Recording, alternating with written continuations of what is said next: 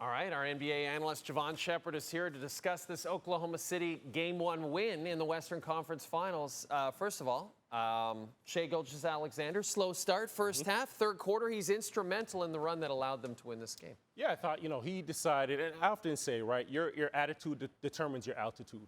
And they decided to play, and SGA, more importantly, decided he's going to play 48 minutes of basketball. That first half, yeah, they were pretty aggressive on him, right? They gave him a couple different looks defensively, and he struggled there. But when you talk about that second half, everybody not named SGA shot 7 for 13 in that third quarter. And an ode to our guy, Austin Matthews, right? There's no room for passengers, right? And we've seen these guys pick up, and what happened was they hit shots which opened up the floor for SGA, and it became a one-on-one dance party where he got to the free throw line, he scored at will. He ended the game with 31, 5, and 9 like he does in SGA fashion, but it was because that entire team played a full game of basketball, and he trusted his teammates. He was a leader. He invigorated them. He gave them confidence, and them knocking down shots, like I mentioned before, opened up the floor for him to then be one of the most dynamic scorers in the NBA we've seen over the last couple of years. And when you have those one-on-one matchups, all the defense is going to do at that point is close their eyes and just pray that he misses the shots, and they didn't.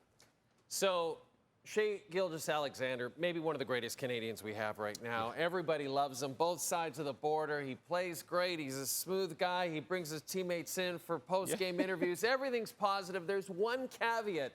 There is a narrative about our guy, our potential MVP, that he might be a bit of a flopper. Yeah, I get it. You've got the floor. Defend our guy against these accusations. I think, sometimes when people can't conceptualize what's going on, they often take the pessimistic approach, the negative approach. But what they're negating, the fact that SGA is one of the best at getting to the basket, right? He's not getting a lot of those fouls on that first defender. He's getting by with his quick first step.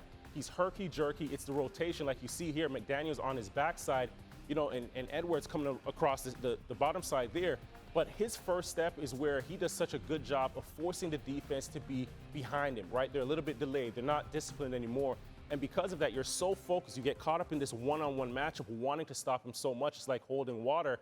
His first step, his change of speed, his change of direction is where he gets you, right? He creates that initial advantage, and then you're playing catch-up, and then the defense is playing 4-on-5 with him, and you're forced into some of those fouls, which, sometimes people compare him to a James Harden. You look at where James Harden is getting a lot of those fouls, it's at the three-point line. And a lot of them are meaningless fouls, not to compare the two, but he's far more aggressive, and he's forcing the defense to collapse. He's forcing the defense to jump in the air, and when you're undisciplined, that's when fouls happen. When I'm watching the first half of this game, I'm thinking Minnesota's got a great chance to steal one on the road here. Yeah. Thunder don't have their game here. So does that make it especially tough for Minnesota, knowing the game was well within their grasp to win on the road? It's going to be especially tough for them because you're going into game 2, and you're still going to be deflated and disappointed in yourself because you gave up a game that you played well enough in the first half to win if you were disciplined, if you weren't as casual in the second half.